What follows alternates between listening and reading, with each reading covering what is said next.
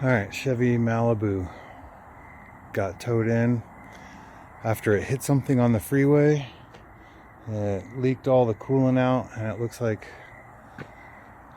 it was continued to be driven with no coolant.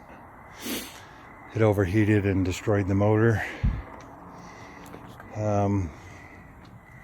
Check the oil here. It's in the safe.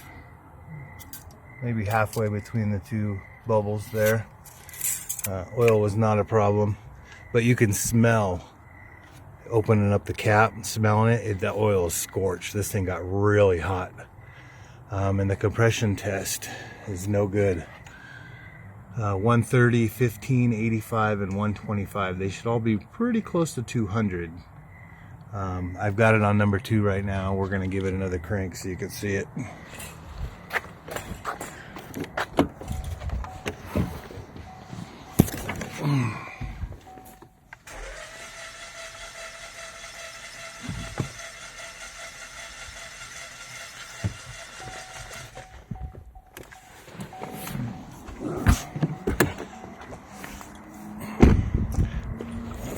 Here's number 2.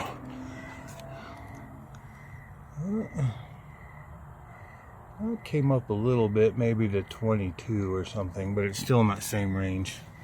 This motor needs to be replaced.